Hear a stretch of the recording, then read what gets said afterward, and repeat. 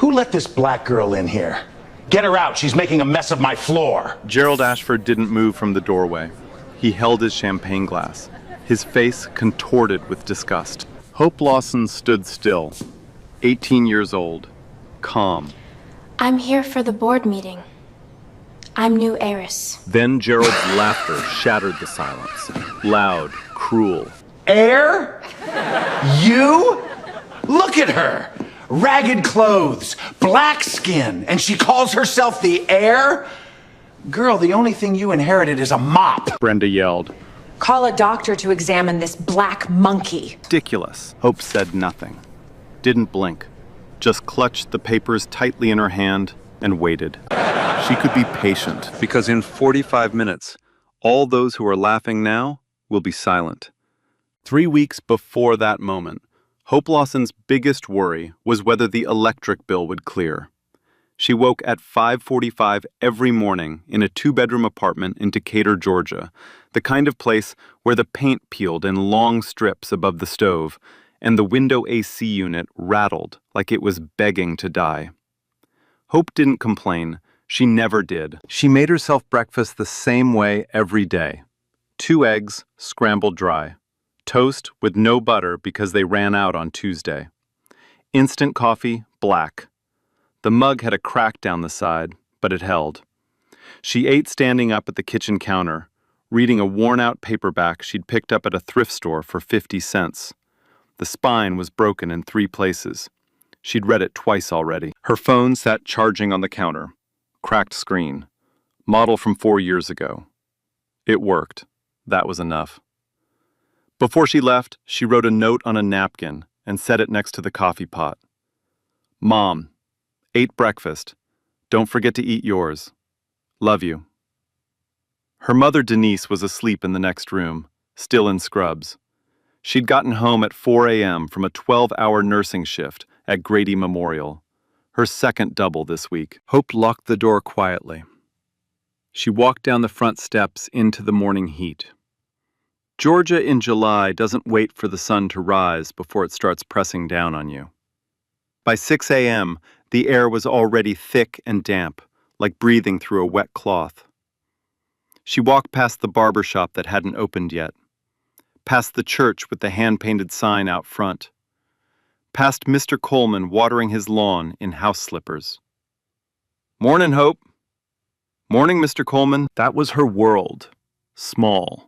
Quiet, honest. Nobody in this neighborhood would have guessed that this girl, this quiet, book-reading, toast-eating girl, had just been named the sole heir to a $280 million fortune. Including her, by the way. She barely believed it herself. 3 weeks earlier, Hope's phone had rung during dinner. The voice on the other end was calm, precise, professional. My name is Elaine Crawford. I'm a senior partner at Crawford & Associates. I'm calling about your grandmother, Constance Lawson. Hope almost hung up.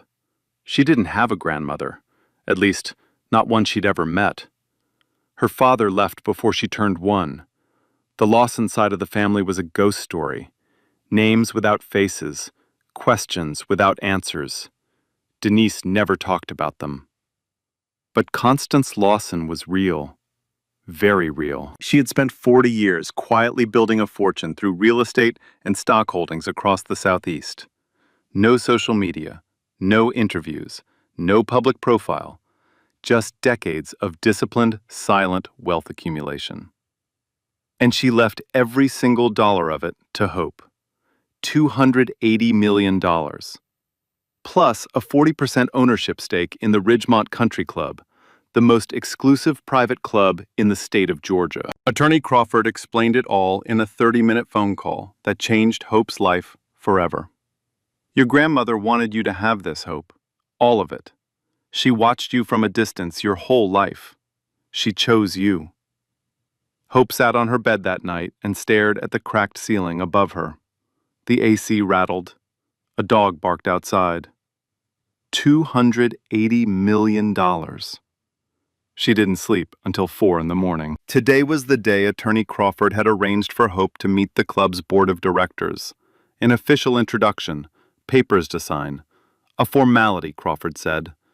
It didn't feel like a formality. Hope walked up the long gravel driveway toward Ridgemont Country Club on foot. She didn't own a car. The bus dropped her 2 blocks away. The club rose in front of her like something from another century. White columns, a circular stone fountain, perfectly trimmed hedges lining a path made of imported flagstone. Mercedes, BMWs, and Cadillacs gleamed in the parking lot like polished teeth. Hope looked down at herself. Jeans, white t-shirt, old sneakers. She pushed open the front door.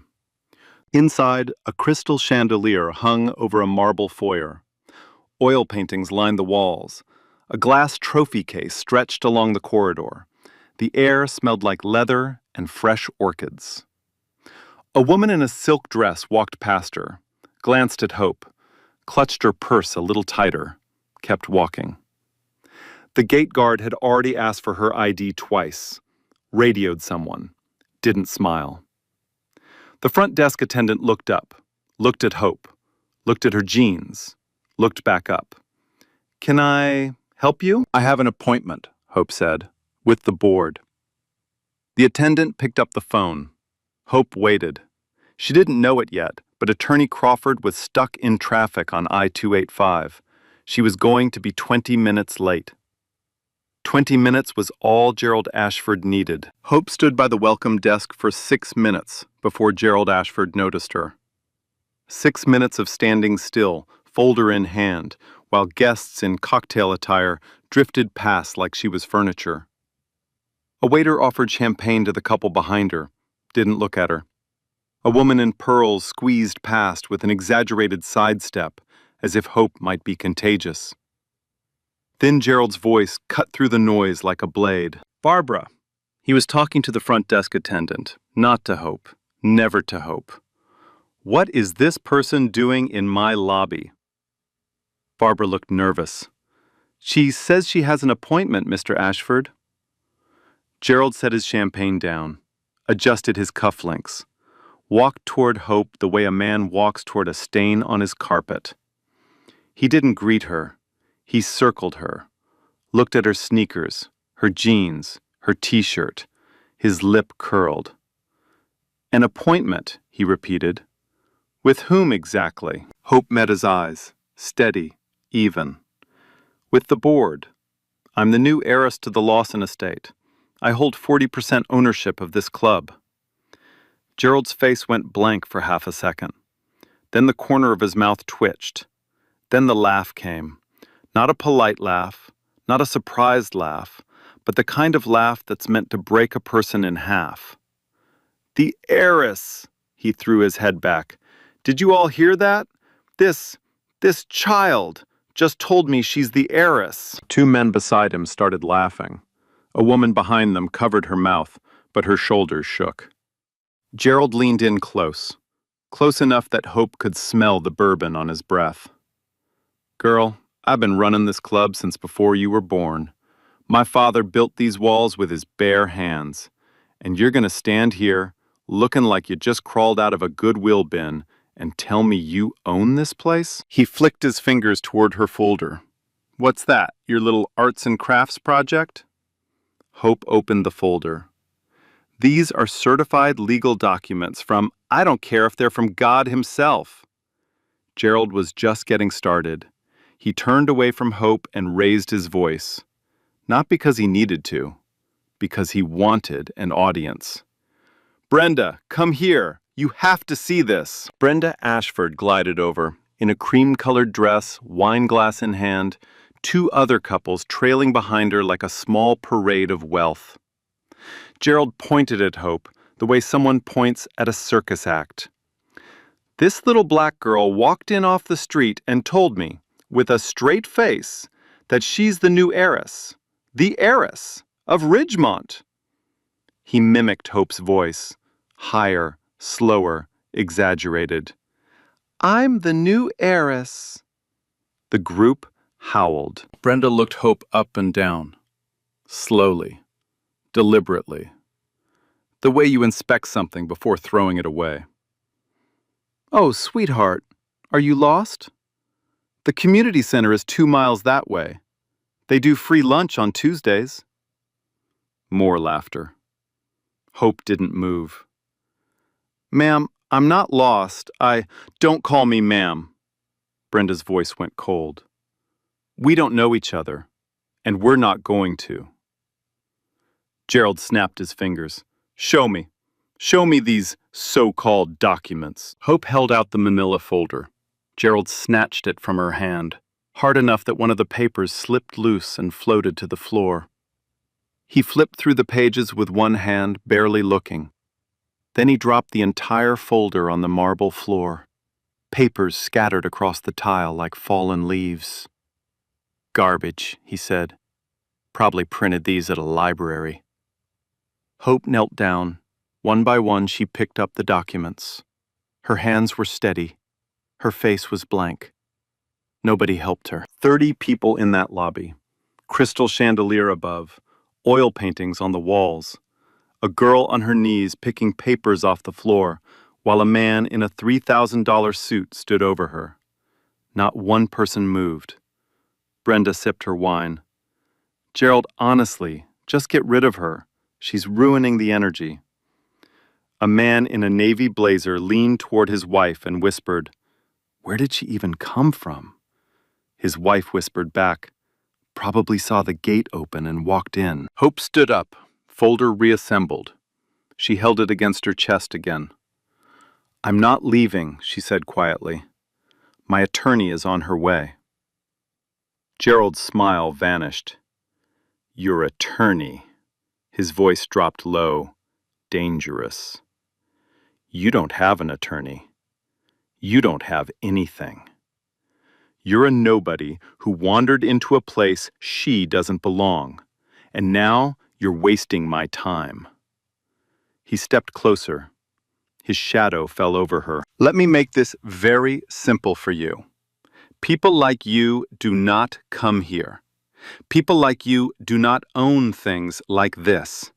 And people like you do not tell me what to do in my house. He let the word my hang in the air like a verdict. Gerald didn't ask. He commanded. Todd! He snapped his fingers twice, loud and sharp, the way you call a dog. Get over here. Now. Officer Todd Nelson appeared from the side corridor. Late 30s, stocky build, polo shirt with the Ridgemont security patch on the chest, hand already resting on his belt. Mr. Ashford? This girl is trespassing. Get her out. Nelson looked at Hope. His eyes went to her clothes first, then her skin, then back to Gerald. Yes, sir. He walked toward Hope, not beside her, at her. Chest puffed, jaw set, feet heavy on the marble. Ma'am, you need to come with me. Hope didn't move. I'm not trespassing. I have a legal right to be here. My attorney is en route. Ma'am, I'm going to need you to step outside right now. No. Nelson's hand moved from his belt to her arm. His grip was firm, too firm. His fingers dug into the soft skin above her elbow. Let go of me, Hope said. Not loud, not panicked, just clear. He didn't let go. He pulled. Gerald watched from behind, arms crossed, chin lifted. Satisfied. If she resists, call the police. I want her arrested. Nelson pulled harder. Hope planted her feet. She looked at him the way you look at someone who's making the worst decision of their life and doesn't know it yet. I said let go. Brenda laughed from across the lobby. Oh, she's feisty. Maybe they should send 2 cars. A young woman near the window pulled out her phone and started recording. She didn't say anything. She just held the phone steady. An older man at the bar shook his head. This doesn't feel right, he muttered, to no one in particular. But he didn't move either. Nelson reached for his radio. This is Nelson at the main lobby. I need police assistance. We have a trespasser who's refusing to leave. Black female, late teens. The radio crackled back. Copy, units en route. Gerald smiled. The kind of smile that says, I always win. They came fast. 6 minutes. 2 patrol cars. Ridgemont had a direct line to the local precinct. Membership had its privileges. 2 officers walked through the front door, boots echoing on marble. The lobby had gone quiet. Guests stood along the walls like spectators at an arena, drinks in hand, watching. Gerald met them first. He was animated, loud, performing. Officers, thank God. This girl barged in here uninvited. She's been causing a disturbance, refusing to leave, and making wild claims about owning the club. He lowered his voice just enough to sound reasonable. Honestly, I'm concerned she might be casing the place. The first officer, tall, mid-40s, approached Hope. Ma'am, can I see some identification? Hope reached into her back pocket slowly. She handed over her driver's license. The officer looked at it, looked at her, looked back at it. Miss Lawson, what's your reason for being here today? I have a meeting with the board of directors. I'm the legal heir to the Constance Lawson estate, which holds a 40% stake in this club. My attorney, Elaine Crawford, is on her way. The second officer glanced at his partner. Something passed between them, a flicker of hesitation. The first officer turned to Gerald. Sir, she has valid ID. Is she threatening anyone? Gerald's face reddened. She's threatening the integrity of this club. She's lying. She's trespassing. I want her removed, now. The officer hesitated. He looked at Hope again. He looked at Gerald. Gerald Ashford, whose name was on the donor wall 15 feet behind them, whose family had funded the precinct's annual gala for a decade. Miss Lawson, the officer said slowly, for your own safety, I'm going to need you to step outside. Hope looked him dead in the eye. I know my rights, officer. I have not committed a crime. I am not leaving. Gerald stepped forward. You heard her. She's refusing a lawful order. Arrest her. The officer paused, looked at Gerald, looked at the marble floor, the chandelier, the oil paintings, the room full of wealthy white faces all staring at him. He reached for his handcuffs. Ma'am, please turn around and place your hands behind your back. The handcuffs didn't go on gently. The officer turned Hope around, pulled her wrists behind her back, and clicked the metal shut 2 notches too tight. The cold steel bit into her skin. She felt the ridges press against the bones of her wrists. Is this necessary? Hope asked. Her voice was steady, but quieter now. The officer didn't answer. Gerald was standing 10 feet away, arms crossed, watching the way a man watches a problem being solved. Brenda had moved closer, phone in hand, recording with a little smile on her face. Check her bag, Gerald said. Not a suggestion, an order. The second officer looked at Hope's canvas tote sitting on the floor by the welcome desk. Small, worn, olive green. A book poking out of the top. Ma'am, I'm going to need to search your bag. Hope looked at him, hands cuffed behind her back. Do you have a warrant? It's standard procedure. No, it isn't. I don't consent to a search. Gerald took a step forward. Just open the damn bag. She probably stole something on her way in. Check her pockets, too. The officer hesitated. He looked at Gerald. He looked at the room. 50-plus guests, all watching, all silent, all wealthy, all white. He opened the bag. One by one, he pulled out the contents and set them on the welcome desk. A paperback novel with a broken spine. A water bottle, half empty. A pen. A stick of spearmint gum. The manila envelope with Hope's legal documents. The same ones Gerald had thrown on the floor minutes earlier. He opened the envelope, glanced at the papers inside, didn't read them, set them down. Nothing stolen, nothing suspicious, nothing at all. Gerald didn't blink. Check her pockets. The officer turned Hope around again. He patted down her jeans pockets, found her cracked phone. Her wallet. Inside, $11 and a bus pass. Her apartment key on a plain metal ring. He set everything on the desk next to her bag. Hope stared at her belongings spread out on the counter like evidence. Her entire life laid bare in front of strangers. $11, a bus pass, a cracked phone, a library book. Gerald looked at the items, snorted. That's what I thought. Not exactly Heiress material, is it? Brenda laughed, a bright, sharp laugh like glass breaking. Hope's jaw tightened. That was the only sign, the only crack. You just conducted an illegal search, she said finally. Quiet, controlled. I did not consent, and every second of this is being recorded. The officer's eyes flickered toward the young woman in the corner, still holding up her phone. He looked away fast, but he didn't uncuff Hope. He didn't return her things. He didn't apologize. He just stepped back and waited for someone else to make the next decision. Gerald made the next decision. He always did. He walked toward Hope slowly, hands in his pockets. The crowd parted for him without being asked. That's how power works in rooms like this. It moves, and people get out of the way. He stopped 2 feet from Hope, close enough to tower over her, close enough that she could see the broken capillaries on his nose, the yellowed edges of his teeth, the absolute certainty in his eyes. He spoke low, not whispering, just low enough that it felt private, even though 30 people could hear every word.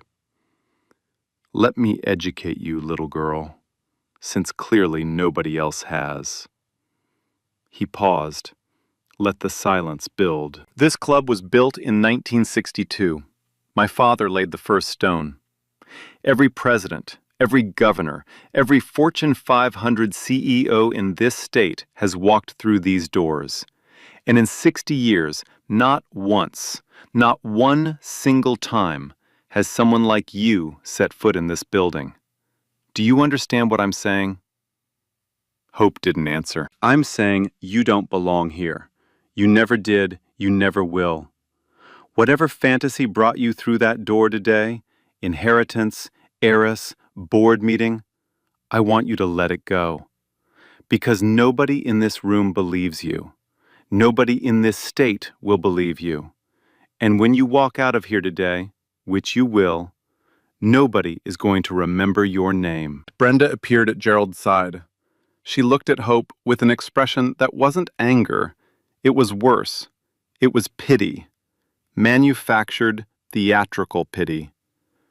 Honey, look at yourself. Really look.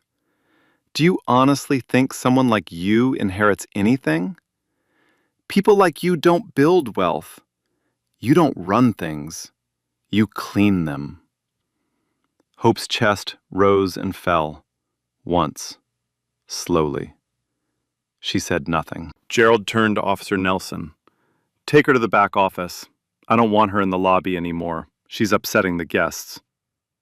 Nelson stepped forward. Hope stepped back. No. I'm staying right here, in front of everyone. Gerald's jaw tightened. The mask of amusement was slipping. Underneath it was something harder, meaner. Booker, he said to the officers. Trespassing, disorderly conduct, whatever you've got. I want her gone, and I want it on record. The first officer reached for his notepad. Ma'am, you're being placed under arrest for trespassing and disorderly conduct. You have the right to remain silent. Hope stood still as the words washed over her. Miranda rights. In a country club lobby, with her belongings still spread out on the desk and champagne corks still popping in the next room. She looked around the room, 50 faces looking back, some uncomfortable, most indifferent, none intervening, not one. The front door swung open hard enough to bounce off the wall. Denise Lawson stood in the doorway, still in scrubs, badge still clipped to her chest, eyes wild, scanning the room, searching. She found Hope in 3 seconds. Her daughter, in handcuffs, surrounded by officers. Gerald Ashford standing 5 feet away with a drink in his hand. Denise crossed that lobby like a woman walking through fire. "Take those off her, right now." Her voice broke the silence like a hammer through glass. "That is my daughter. She is 18 years old. Take those handcuffs off." Gerald barely glanced at her. "And who are you? Her public defender?" "I'm her mother." "Well, mother, your daughter is trespassing. She walked into a private establishment, caused a scene, and refused to leave. The police are handling it." Denise looked at the officers. On what charge? What did she do? What crime did she commit? The officer with the notepad shifted on his feet. "Ma'am, she was asked to leave and she refused." "Because she has every right to be here," Denise's voice cracked. Not from weakness, from fury she was barely containing. "Our attorneys have the legal documents. She is the heir to the Constance Lawson estate. She owns 40% of this club." Gerald rolled his eyes. "Oh, wonderful. Now there's 2 of them." He turned to Brenda. "Next they'll tell me the dog is on the board of directors." Brenda covered her mouth, laughing. Denise's hands were shaking. Not from fear, from the effort of not crossing the room and putting her fist through Gerald Ashford's teeth. She pulled out her phone, dialed. Her voice dropped low and urgent. "Elaine, you need to get here, now. They've arrested Hope. They put her in handcuffs, Elaine. My baby is in handcuffs." She hung up, turned to Gerald, looked at him with something beyond anger, a cold, ancient knowing. "You have no idea what you just did." Gerald smirked. "I know exactly what I did. I took out the trash." They walked her out through the main hall, past the oil paintings, past the crystal chandelier, past the trophy case with 60 years of engraved names, all white, all men, all Ashford friends. Hope's hands were cuffed behind her back. Officer Nelson walked on her left, one hand gripping her arm.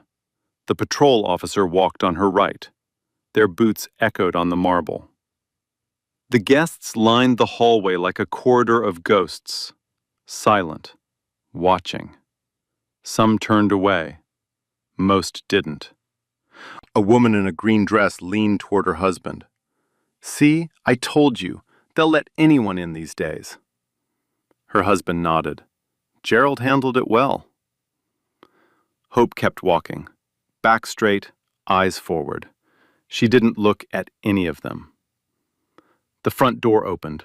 Sunlight hit her face. The heat wrapped around her like a wet blanket. Cicadas screamed in the oak trees lining the driveway. They put her in the back of the patrol car.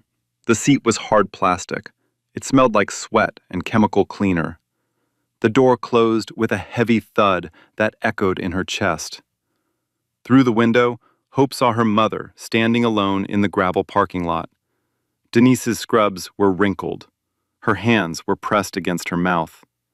Her shoulders shook. Behind Denise, through the club's tall windows, Hope could see the party continuing, glasses clinking, laughter floating out through the open terrace doors. The patrol car pulled away. Gravel crunched under the tires. Red and blue lights reflected off the white columns of Ridgemont as the car turned onto the main road. Hope sat in the back seat, hands cuffed, staring straight ahead. She didn't cry. Not one tear. She was done waiting. She was done being patient. One thought played over and over in her mind, clear and cold as ice. They have no idea what's coming. 45 minutes. That's how long Hope sat in the holding area of the Decatur County Police Station. Cinder block walls painted the color of old teeth. A metal bench bolted to the floor. A fluorescent light buzzing overhead, flickering like it couldn't make up its mind. Hope sat with her hands in her lap, The cuffs were off, but the red marks were still there.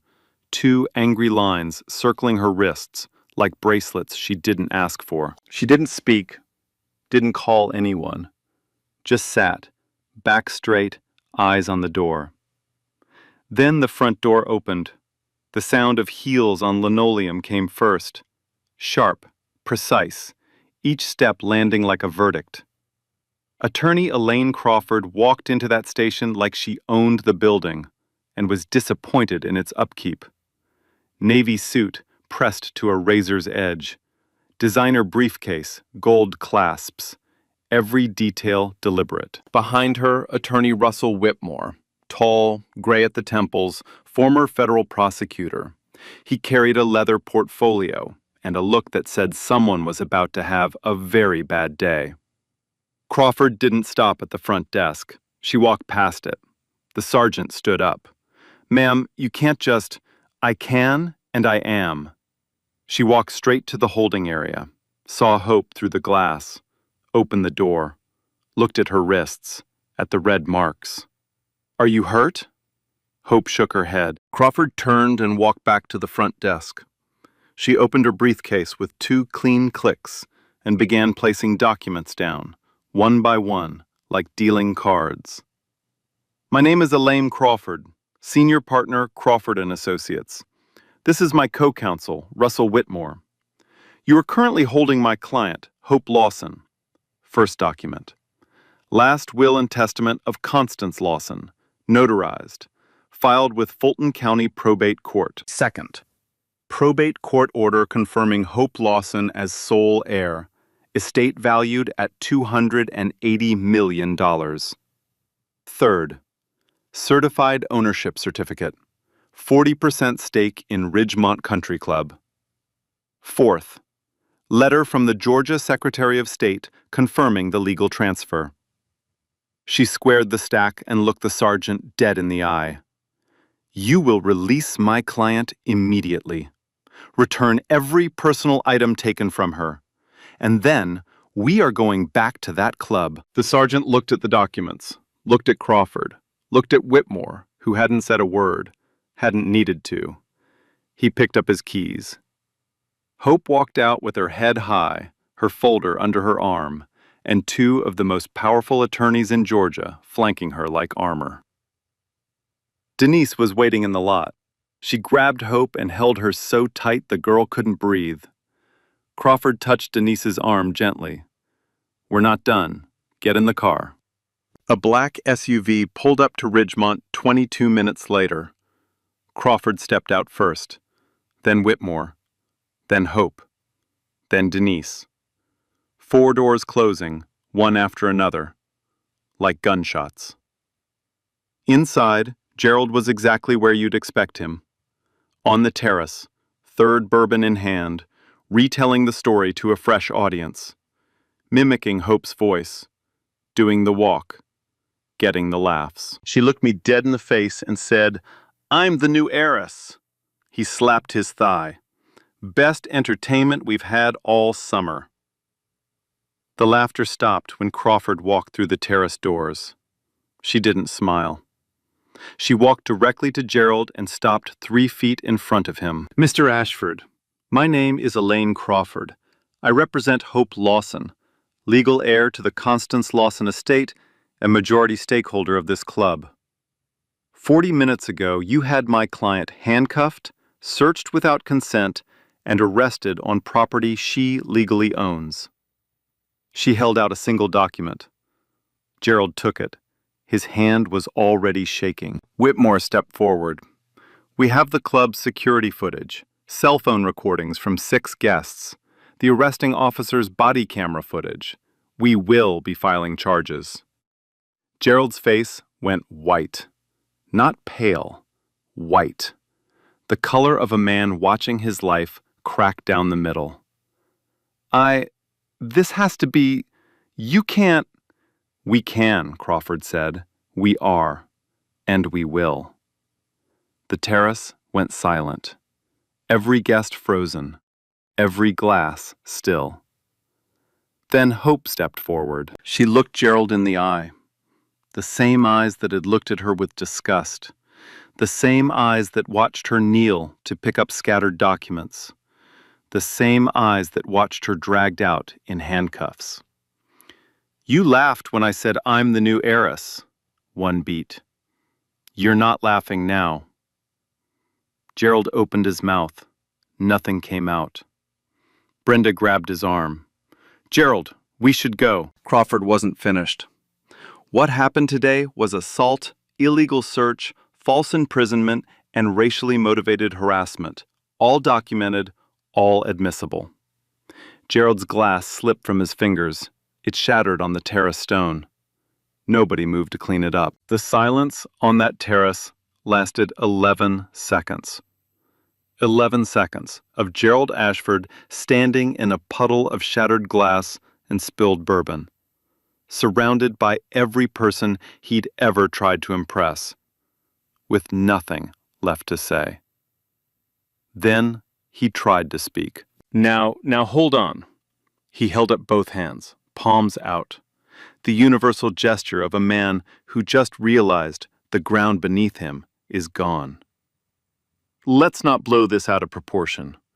I didn't know who she was. Anyone in my position would have done the same thing." Crawford didn't blink. "You didn't ask who she was, Mr. Ashford. You saw a black teenager and decided she didn't belong. That's not a misunderstanding. That's a choice." Gerald pivoted. He turned to Hope, changed his voice, softer now, slower, the kind of voice people use when they know they're being recorded. "Look, Hope, is it? I'm sorry if I offended you. I was trying to protect the club. You have to understand, we get all kinds of people trying to walk in here. I was just being cautious." Hope stared at him. She didn't nod, didn't soften, didn't give him an inch. "You weren't being cautious," she said. "You were performing. You wanted everyone in this room to watch you put me in my place. And they did." Gerald flinched. It was small, a twitch at the corner of his mouth, but it was there. The flinch of a man who just heard the truth and felt it land. He turned to the crowd, looking for backup, looking for a friendly face, looking for anyone to throw him a rope. Nobody threw. The couple in matching blazers who had laughed the hardest were already walking toward the side exit. The man in the navy jacket who had whispered, "Where did she even come from?" was studying his shoes like they contained the secrets of the universe. The woman who had clutched her purse tighter when Hope walked in was halfway to the parking lot. One by one, Gerald's audience was leaving, not with a scene, not with confrontation, just quiet, efficient disappearance, the way rats leave a ship they know is sinking. A man Gerald had golfed with for 15 years approached Crawford instead. Gray hair, pressed khakis, club tie. "Ma'am, I saw what happened. I'd like to cooperate with any investigation. I can provide a witness statement." Crawford handed him a business card without breaking eye contact with Gerald. Gerald watched the exchange. His jaw hung open slightly. The betrayal on his face was almost theatrical, except this time, nobody was performing. Brenda tugged his sleeve. "Gerald, stop talking. We need to go." For once, Gerald listened to his wife. Crawford turned to Officer Nelson, who had been standing near the terrace railing, trying to become invisible. He hadn't moved since the lawyers walked in. His face was the color of wet cement. "Officer Nelson," Crawford's voice carried across the terrace like a courtroom closing statement. "You conducted an illegal search without consent or probable cause. You physically restrained a minor with no legal basis. You used excessive force. My office has already contacted the Georgia State Licensing Board and filed a formal complaint." Nelson's mouth opened and closed.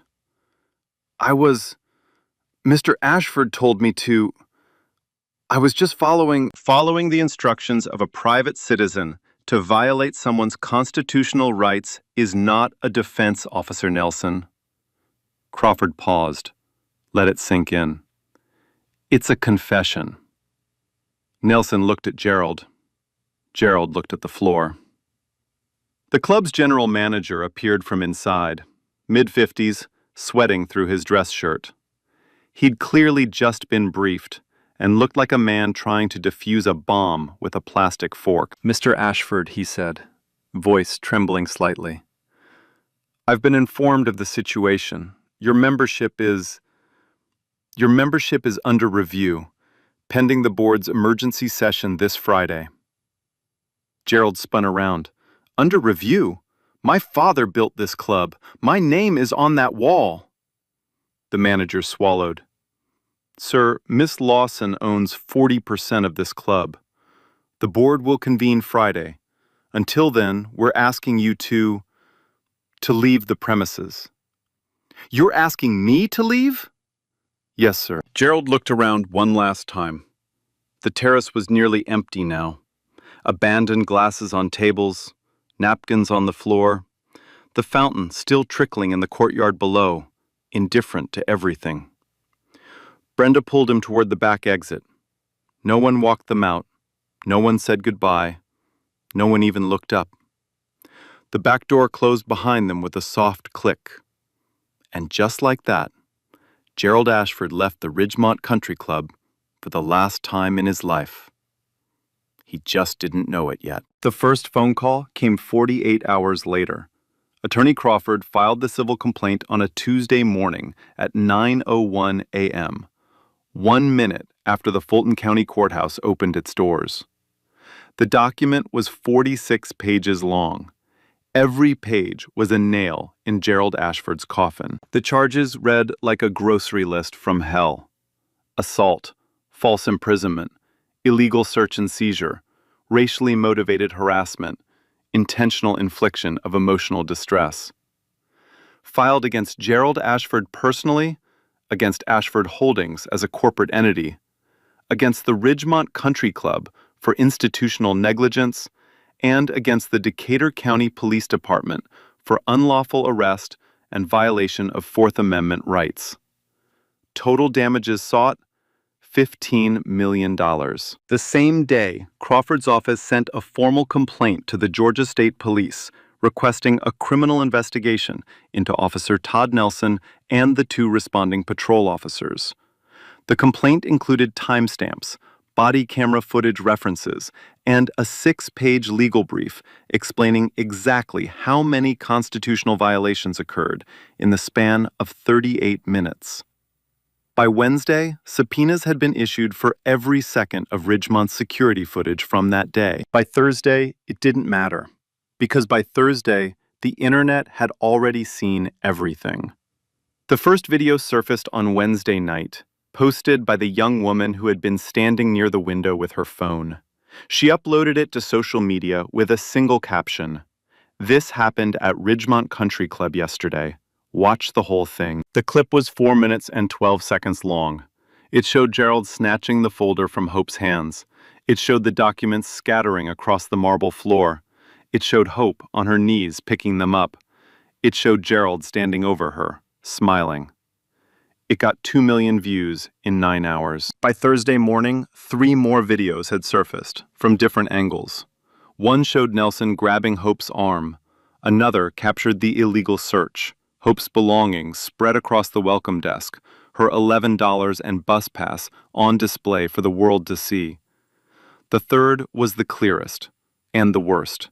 It showed Hope being walked out in handcuffs through the main hall while the party continued behind her. That one got 11 million views. Reporter Vanessa Grant broke the story on Atlanta's largest news station Thursday evening. She stood in front of the Ridgemont gates with a microphone and a look on her face that said she'd been waiting her entire career for a story like this. The headline ran across every screen in the state: "Black Heiress arrested at country club she owns." By Friday, it was national. Cable news, morning shows, late-night monologues, legal analysts drawing diagrams on whiteboards. The footage played on a loop. Gerald's laugh, Hope's silence, the handcuffs clicking shut. The hashtag started trending Friday afternoon.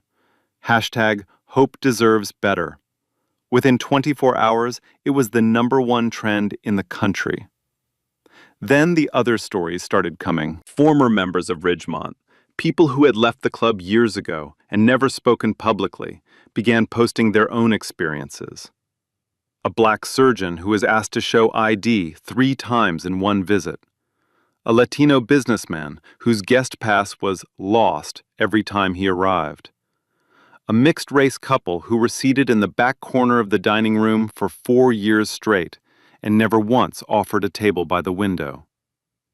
A pattern, exposed, decades deep. Gerald's world didn't just crack, it crumbled. Ashford Holdings began hemorrhaging contracts within a week. 3 development partners issued public statements severing ties. The city of Marietta canceled a $22 million mixed-use project that Ashford Holdings had spent 2 years negotiating. Gerald's personal banker called to discuss the status of his line of credit, which in banker language means prepare for bad news. 6 months later, the civil trial began in Fulton County Superior Court. Judge Patricia Coleman presided. Gray-haired, wire-rimmed glasses, 30 years on the bench.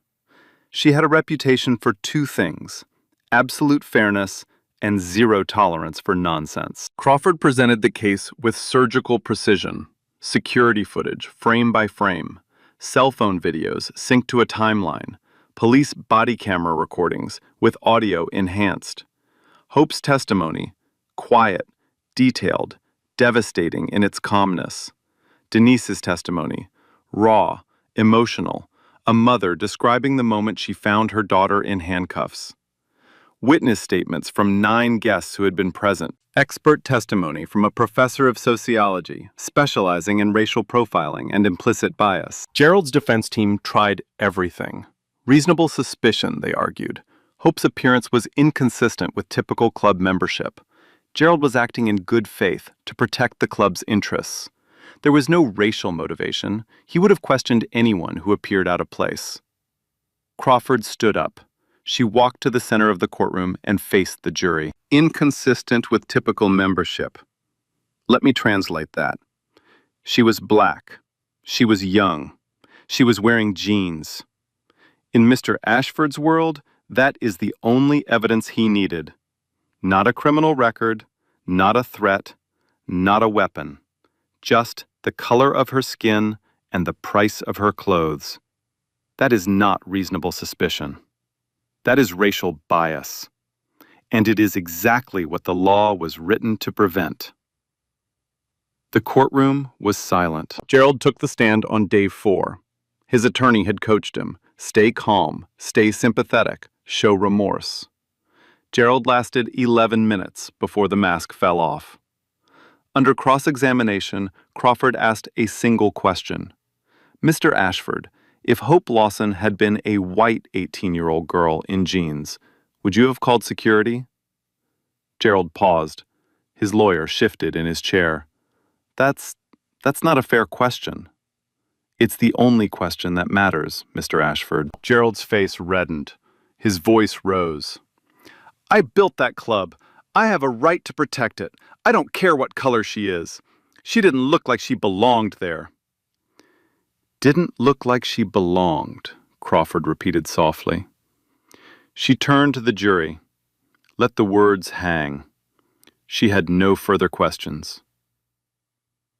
Judge Coleman delivered the ruling on a Friday afternoon.